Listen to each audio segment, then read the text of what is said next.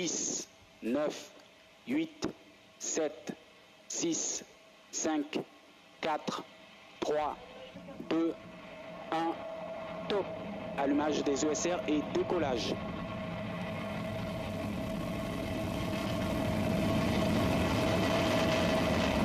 Du basculement.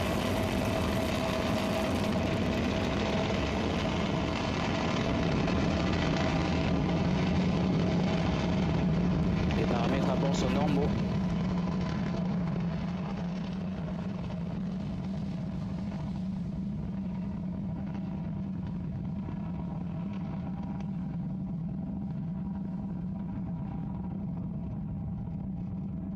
Trajectoire nominale, les paramètres à bord sont normaux. And we are off. Satellites 33 and 34 in Europe's satellite navigation constellation have started their journey on board the continent's Ariane 6 rocket. Galileo satellites are on their way. We are supersonic. We've broken the speed barrier. The Range Operations Manager is telling us that everything is going according to plan. And we are hearing the rumble of the rocket as it flies over our mission control center about 16 kilometers away from the pad. It's taken over a minute, about a minute and a half for that sound to come to us. Right-hand side of your screen, we're looking at the telemetry information coming in from our rocket. David, that's the curve on the top right-hand side? That's right, yes. So the green line is the prediction and the yellow line is the actual position of the launcher. So we see that we are right on the spot. And below that our altitude. And we're presently 43 kilometers and climbing above Earth. Our distance from the pad, if you were to draw a straight line, and our speed. Right, our boosters are doing all the work, David, aren't they?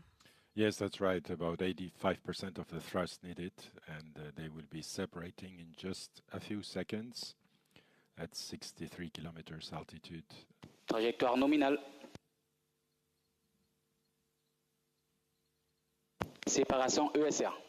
And we have confirmation there from our Range Operations Manager that those boosters have been separated as planned. So, we are losing weight. As you say, that's the name of the game, to jettison as much mass as possible as we go through the flight. And we're burning 3 engines, as we said.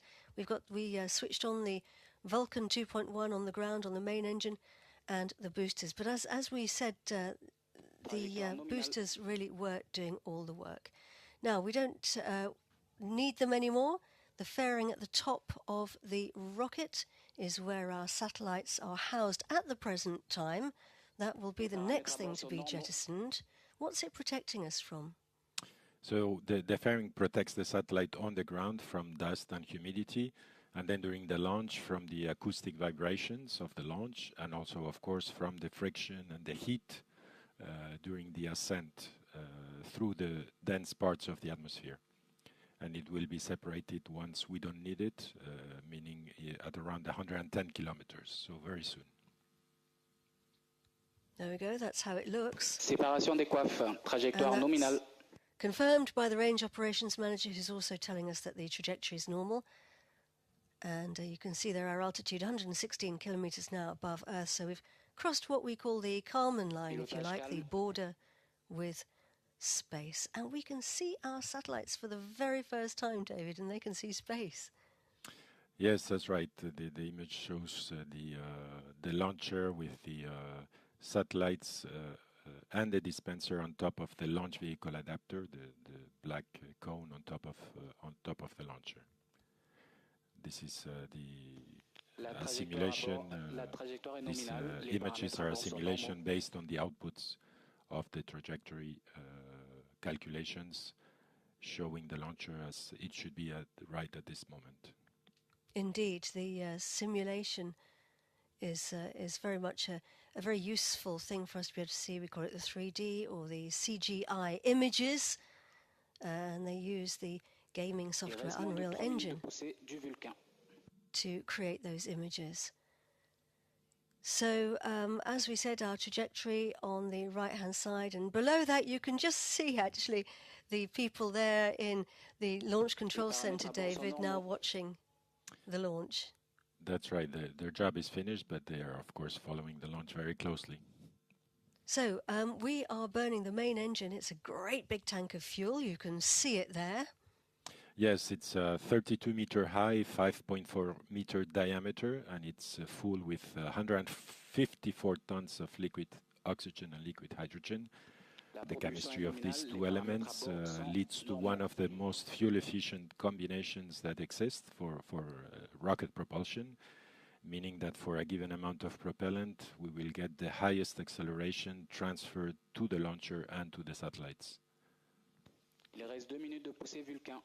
He's telling us that we've got 2 minutes left on the burn on the Vulcan engine. And it is indeed a powerful engine, isn't it, the Vulcan 2.1? Yes, it's 135 tons of thrust in vacuum, and it burns the propellants in around 7.5 minutes, increasing the speed and the altitude. Today, we will go up to 5 kilometers per second with this stage and up to an altitude of 200 kilometers.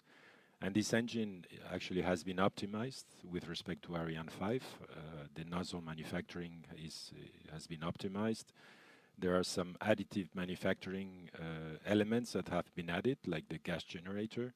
And also we have added a thermal protection on the nozzle that we saw before on the launch pad to protect it from the heat from the boosters during the launch. So you can see our altitude, 169 kilometers, so we're increasing our altitude and increasing our speed. At the moment we're 3.4 kilometers actually per second. And actually, we not only are we traveling fast and high, getting higher, but we're actually rotating, aren't we, very slowly? Yes, that's right. There is a small rotation that is done in order to keep the heat on all parts of the launcher at the same rate. He's telling us everything's going well. David, it's quite interesting actually, because we launched, didn't we, 2 Galileo satellites from the Arianespace Center exactly 10 years ago today. Yes, that's right. On this 17 December 2015, there was the launch of launch 6 of Galileo with satellites 8 and 9 that were launched, yes, exactly 10 years ago. Les paramètres à bord sont normaux. So everything's going well, coming up to the next main event, and that is the switching off of the Séparation main engine. LLPM. And we have confirmation Fin de mission sauvegarde.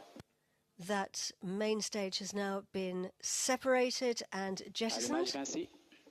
And the Vinci upper stage engine Propulsion has nominale. now switched on and the propulsion is normal. And we are being tracked now by the naval tracking station. It's actually on a boat, isn't it? Yes, that's right. For today's mission, flying northeast across the Atlantic, there is no tracking station on the ground that can see this part of the trajectory. Therefore, we use a mobile tracking station that is installed on a boat, and we position the boat in the right place in the middle of the ocean to be able to follow the launch.